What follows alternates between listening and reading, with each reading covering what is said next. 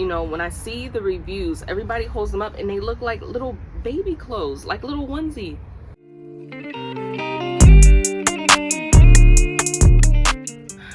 Okay, good afternoon.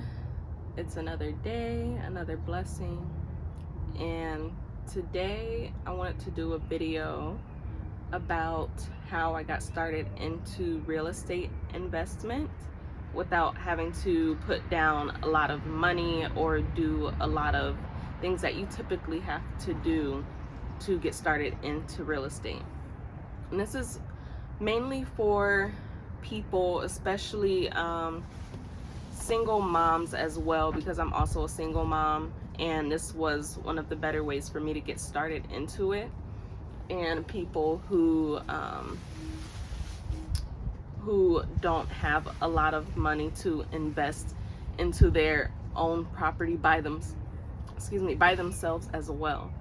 So the website that I go through is called Fundrise. You might have heard of it. I was skeptical at first, but I did a lot of research and watched a lot of videos from other people who have invested in it as well. And I decided to take that jump and sign up for it, and I am very happy that I did. I've already made 2.8%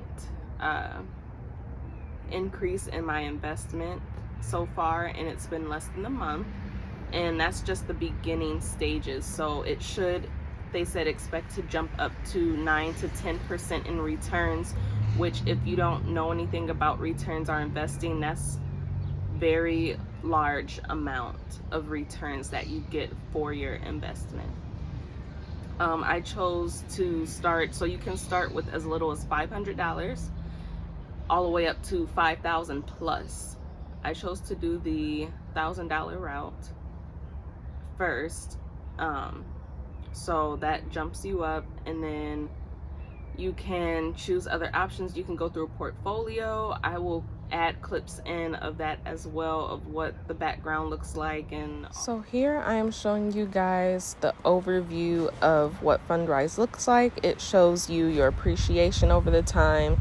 You can set goals of what you want to do with the app.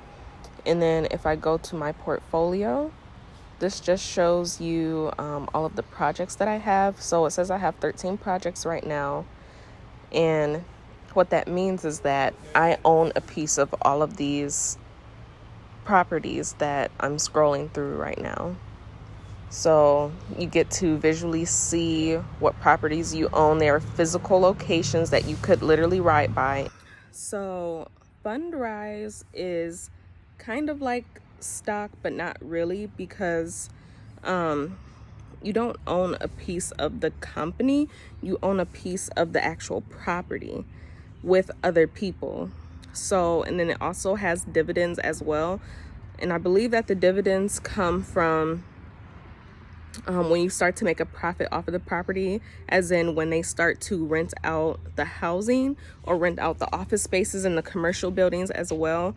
So you get a higher return than if you were to invest with stock, and it's a less risk of loss, because with real estate, typically you don't lose money.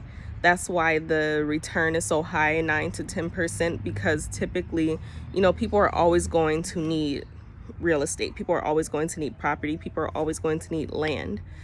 So that's just, it's inevitable. So someone's always going to need a house or need, you know, retail space or some type of commercial space for whatever reason. And that's why I think this is probably a better option and a safer option if you were thinking about getting into investing in general. And I feel like even if you're not interested in real estate investment, you should get into this, because it's just something that I feel like you need to invest your money.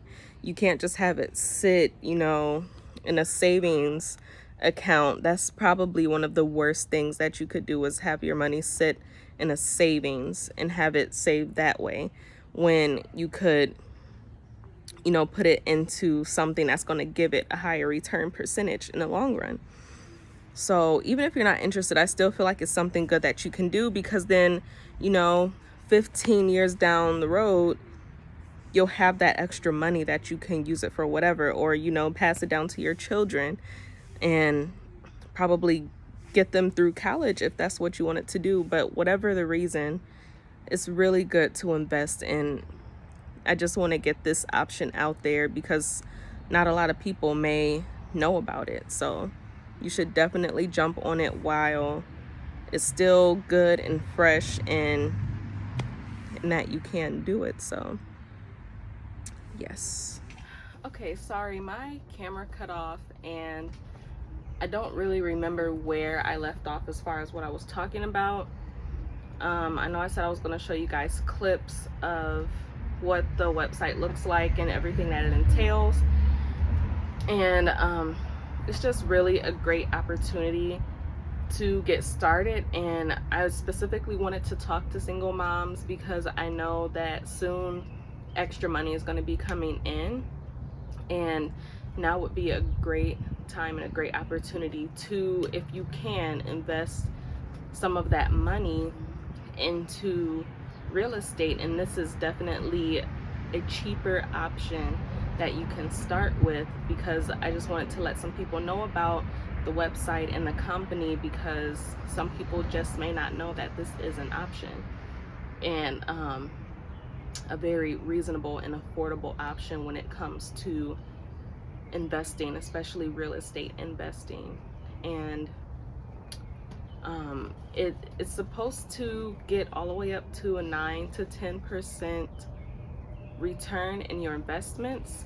You do have different options and different goals that you can set for yourself.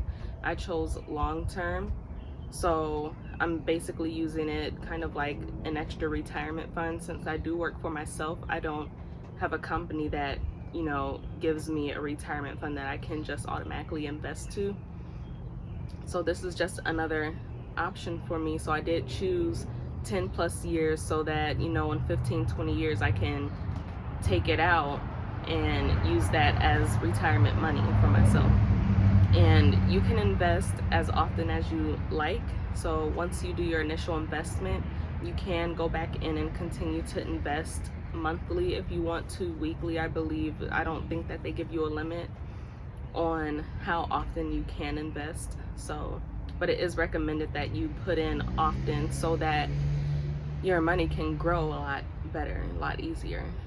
So that's pretty much all the information that I have on that company. I do recommend that you do your own research about Fundrise before you decide to invest. And if they do have a rewards or affiliate type of program, I will link that in as well below, that you guys can click and automatically link yourselves to sign up. And so I will go on to the second part of my video, which is showing you guys some of the things that I've bought recently. So I decided to have this video in a two-part because I realized a lot of my videos are not that long at all. So I don't know if you guys like longer short videos, but I figured I would put the two together. So the first thing that I'm gonna talk about is my Besamone lipstick. I think I should have got a gloss instead because I'm starting to get more into gloss instead of lipstick. I like the chemical makeup of this, the way it feels, but I don't necessarily like this color on my skin because I feel like it is too nude. I usually like a darker nude on my skin, but this matches almost like exactly with my skin. And I actually have it on right now with a purple tint liner and some gloss over top as well. And this lipstick is link in bio. Her color link in bio. But it's pretty good. I think I should have chosen a different shade or a gloss instead. So if I do buy again from her, I'll probably try a gloss and I still need to get Kylie's lip kits as well, so I will try hers out as well. Next thing I bought is this ring from Pandora. Let's see.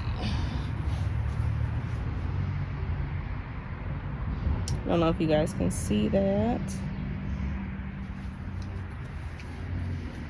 So I got this because I was at Pandora for Mother's Day to buy my mom a charm, and this ring stood out to me. And I usually don't wear jewelry, but I'm starting to realize it's a certain type of jewelry that I like, so I can't just get, you know, any old just costume type jewelry, because I won't wear it. And these type of things, I think I value it more, so I'm more inclined to wear it.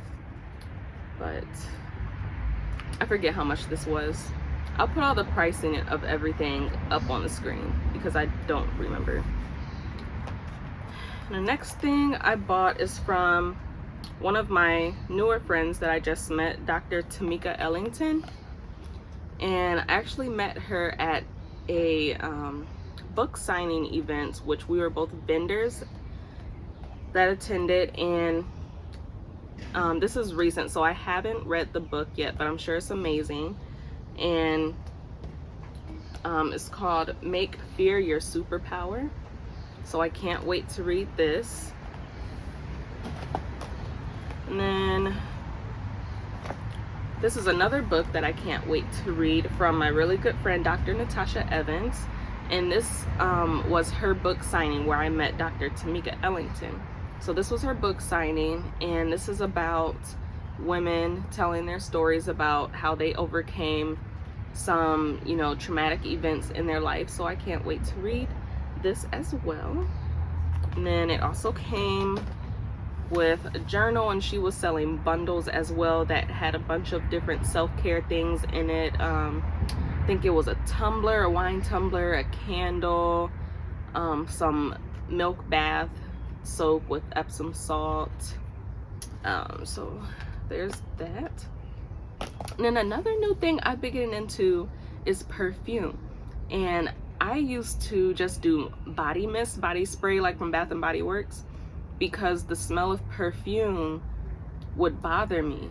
But I'm starting to realize that not all perfumes have that very strong, irritating scent that I don't like. So these are very sweet smells that I realize that I like, and lighter scents. And this one is my number one go-to that I carry in my purse all the time with me. And it's Sol Cheirosa 62. Can't remember the price, but this one has kind of like a mature, warm vanilla, sweet type of scent to it. It's very light, and I like it a lot because if I just need a quick refresh or spritz, this can complement pretty much any scent that I have. So if I did leave out with something else and I need a quick refresh during the day, then I just spritz this on and it's good to go. The next one that I bought was, you know, the name isn't on here, but this is Kim Kardashian's scent. I guess the Jewel collection. I'll put up what the actual name of it is, and I believe that this gem was Chloe's scent. And I chose this one based off of what the scent notes were, and it smells like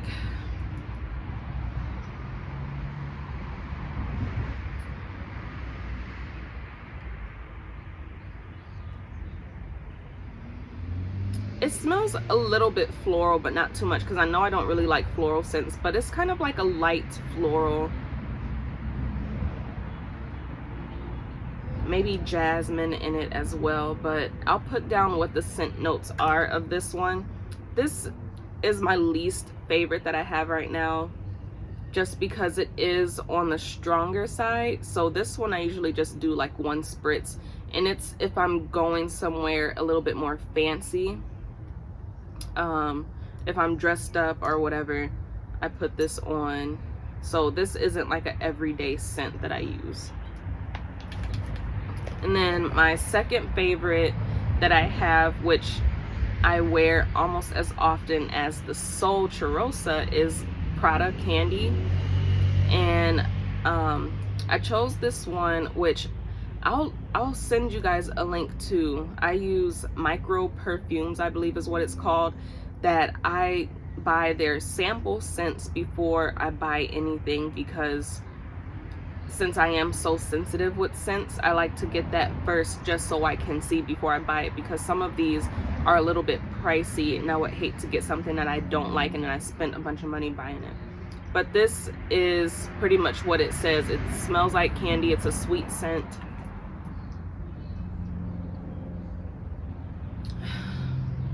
Maybe it gives me like a cotton candy type of vibe to it. I would say maybe cotton candy and vanilla. I will post the notes of this one as well too, but this one is more of like a sweet scent as well, which is why I like this one for nighttime too. This one I use for nighttime, and then this one sometimes I use for nighttime as well.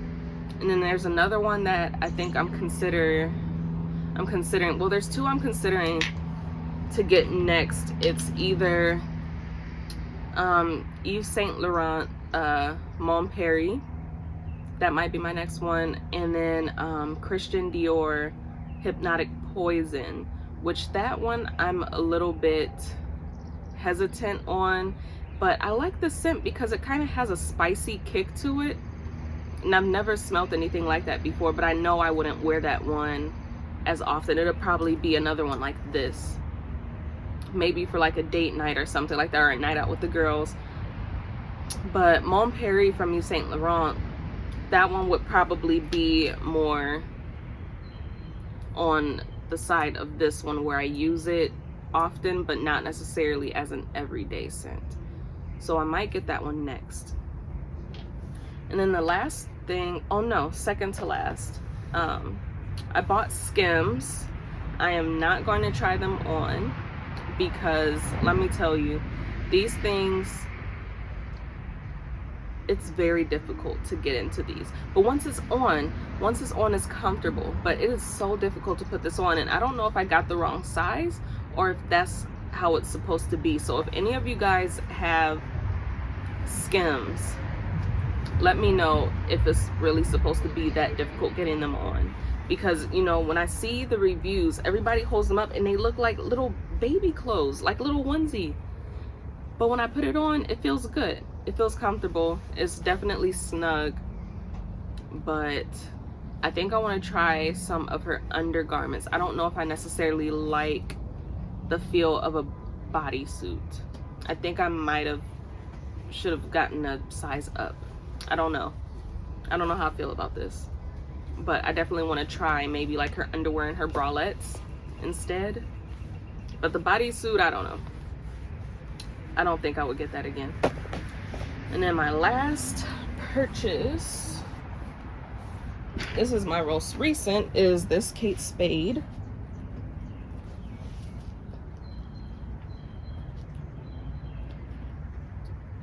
And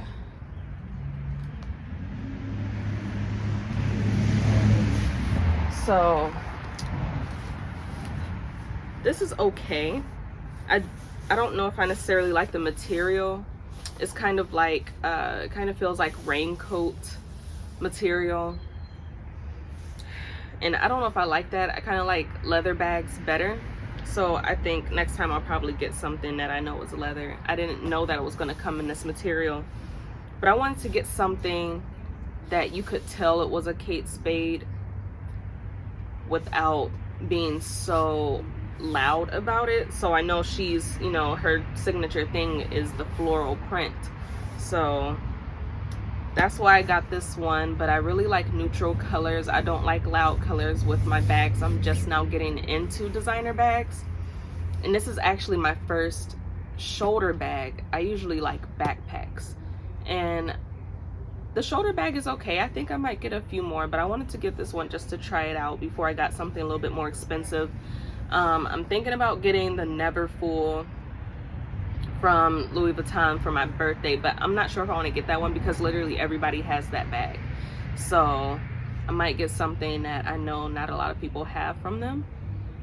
So yeah, it might be a shoulder bag versus a backpack. So I might kind of start venturing out of the backpack realm. I started backpacks when my daughter was young because I used to like that I could just throw a lot of her things in my backpack and then carry her without having to deal with having a shoulder bag as well. So now that she's a little bit older, I might start getting into shoulder bags a little bit more. But yes, pricing will be up on all of these. I feel like I'm missing something that I bought recently, but if I have, then I'll just put it in my next video. But yes, oh, I will show you guys how our garden is going and tell you guys a little bit of story about that before I go. So we just planted some babies this past weekend. That's cucumber there, and then some things are still underground in seed. And then these are some of our pepper plants, and then our tomato plants is cherry in the back, and then regular tomatoes in the front here. And then this is our raspberry bush. Has not started growing any flowers yet. That might be one. I think they're starting to kind of bud out. And then here we don't really have much of anything sprouting out yet. We have some kale babies and spinach babies. That's our romaine lettuce. And then I don't know, that might be iceberg lettuce in the back that are little. And there's a little friendly bee there coming to pollinate our goodies. And then we have some carrots here starting to sprout. Hi, bee. And that's pretty much it. Okay, that is all that I have for you guys today. I hope you enjoyed the video. Let me know if you like this type of content. I will split up the video so the people who want to learn about the Fundrise can see the Fundrise section. The people that want to see some of the things that I bought, you guys can just forward on to that section of the video. So, okay,